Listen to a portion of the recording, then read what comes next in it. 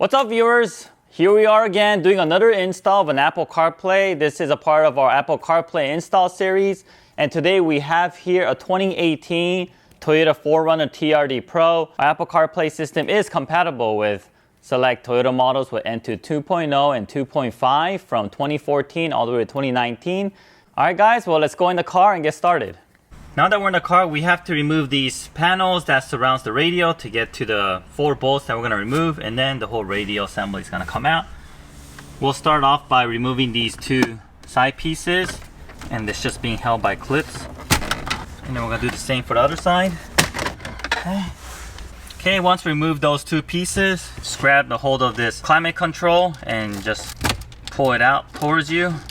Just like that. It's going to be one connector. It's going to be holding this piece. Remove it. And then there's going to be this plastic clip that's holding this harness in place. Just go ahead and press it out from the top. Okay. You can also use a panel removal tool or a small flathead screwdriver to remove it from the top. Okay, once we have that removed, you'll notice that there's 4 10mm bolts. Use a 10mm socket wrench. A deep socket wrench will help. And let's remove all of them one by one.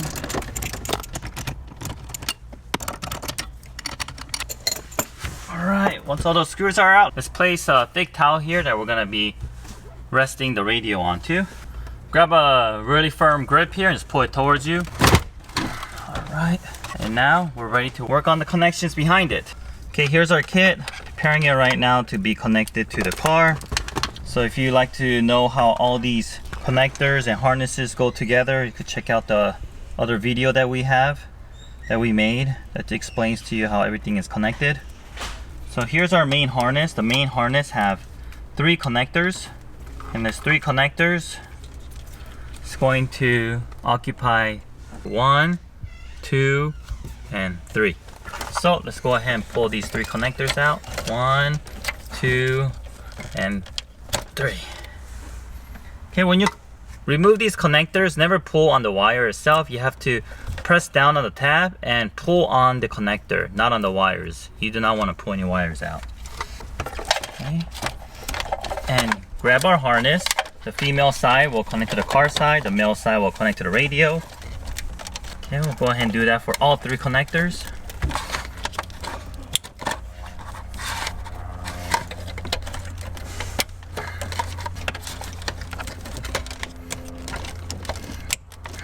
Everything will click into place. Alright, there it is. We have all the connection behind the radio completed. Okay, and let me go ahead and connect the other connectors. Okay, we'll start off with the easy one. The 2 RCA wires you see over here, the red and white. All you have to do is match it with our other side, red and white. And then on the other side of this connector, you'll see a 3.5mm jack. This will connect to this Apple CarPlay interface. This 3.5mm is for your aux sound, and the aux sound will go onto the same side as your HDMI. Okay, and then on the other side over here is going to be your mic. Right here, you'll see this connected to the main harness, and that will connect to this 3.5mm. Okay, and then we have another connector here that we need to connect. This is for the power up this Apple CarPlay device. It will also come from the main harness. It will look like this. 1 red, 1 black wire. It's power and ground. It will connect into this. Alright. Okay, and the only 2 connections left on this Apple CarPlay device is the HDMI and the USB. So before we connect those, let's go ahead and connect the interface side. Okay, the interface side, all we have to do is connect this and then the HDMI. And the HDMI wire is going to go between the interface and the Apple CarPlay device. Grab this connector from the main harness. And one thing to note, if you look over here, you'll see that there's some extra connectors. Go ahead and ignore all these. We will not be using it, so later we're going to just wrap it with some electric tape. Okay, so grab this, grab the main interface, and you'll see the main connector. It's a big one. Just connect it inside. And on top of that, we went ahead and configured a dip switch. For this 4RUNNER, it's 4 and 6. The dip switch settings will be different depending on the model number of your radio, and you can see the model number appeared. And then there's also a manufacturer. It's either going to be Panasonic, Fujitsu 10, Pioneer, or Denso. So those two information is very important in figuring out what dip switch we're going to use. This vehicle is 4.6. Once again, check the manual for that information. And then on the other side here, we have this the video. That is going to be the HDMI cable. Going to plug it on one side, and then plug the other side of the video cable to the Apple CarPlay device. And please note, this is going to be the most fragile area of this whole kit. So if this area bends in any way, you will permanently damage this device. So be very, very careful not to put any pressure on this area, okay? Alright, so once everything's connected, let's go ahead and turn on the vehicle, make sure everything's working as it should before we organize the wires and tuck everything in. So I'm gonna do that right now. We are going to connect our USB to our iPhone cable. Let's connect the phone. You have to unlock it once, and when you get the message allow CarPlay with NV17 while phone is locked, go ahead and allow it. Next thing we want to do is go to aux. So go to source, go to aux. Alright. When you go to aux from a different source menu, it will automatically put you into Apple CarPlay mode. As you can see, just happened. Alright, and let me make sure the sound is working. Alright, we hear the sound. Siri, what's the weather today? It's currently clear and 80 degrees in La Mirada. Alright, Siri's working. That means the mic's working and also the aux cable's working. The phone is connected to the Apple CarPlay system, and it seems like everything's working well. So, alright, so after we confirm that it's working well, next step we want to do is we're going to configure our phone to work with our Apple CarPlay device. In order to do that, go ahead, go to settings, and then go to general, and then accessibility, and then go to call audio routing. Right now it should be automatic, that's default. Go ahead and change it to Bluetooth headset.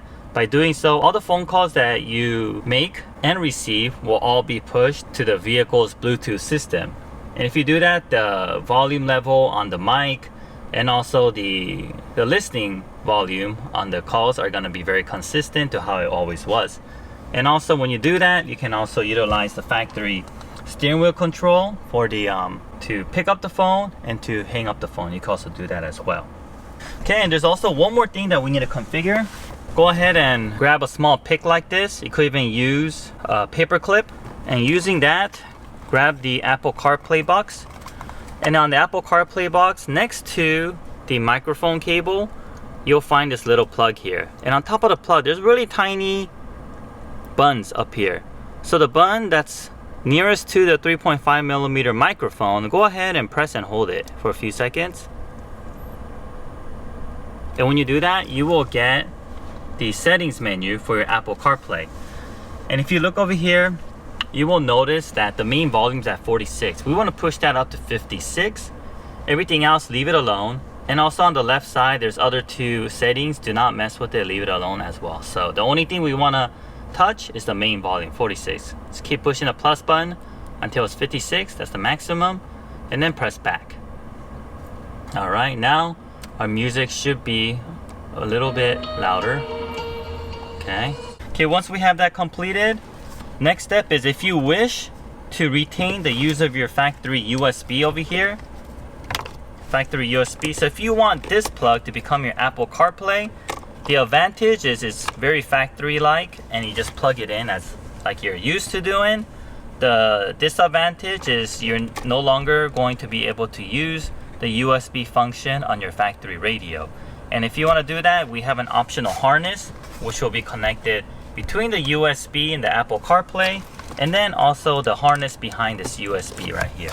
Okay, all you have to do is stick your hand back here, disconnect it, and daisy chain our harness between it. For this particular install, this customer decided to keep the Bluetooth setup as is, and he wants us to route it on the side for now, because later on he does want to route this, make it longer, and route it to the under the armrest, which is going to be a bit of work, but it could also be a cleaner solution as well. So you have a few choices when you're doing this.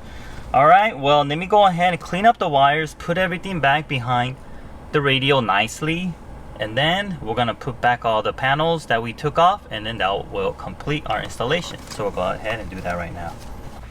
All right, we finished installing everything. Our iPhone's plugged in. Our Apple CarPlay is active, as you can see. So let me just do a little bit of a demonstration on how everything works. So let's go back to our native screen.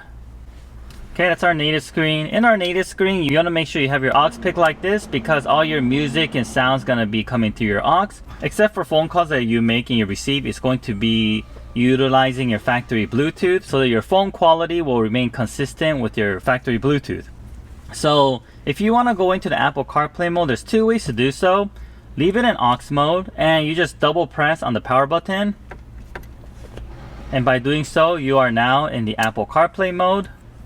Okay, another way to go into the Apple CarPlay mode is, let's first get out, double press, and then go ahead and just get out of aux. So for example, we'll just pick like the FM, okay? And then if you go to aux, it'll also take you into the Apple CarPlay mode. And please note that Apple CarPlay and phone mirroring is two totally different things.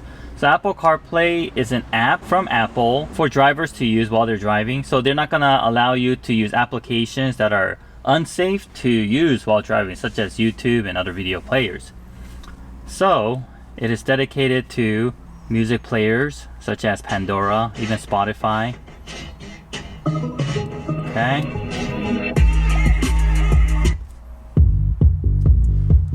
All right, and if you want to make a phone call, you can also do so.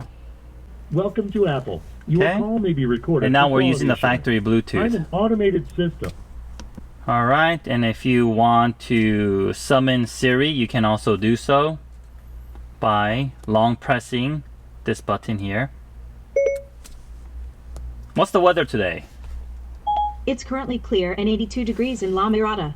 And depending on what applications you have on your phone, it's going to load applications that are Apple CarPlay approved.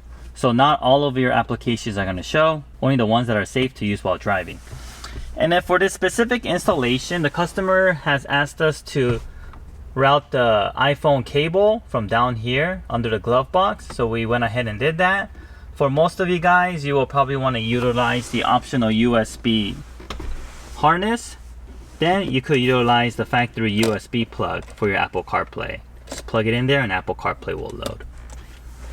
Hey, in addition, some of the steering wheel controls will be active during Apple CarPlay mode, and that includes picking up the phone, also hanging up the phone.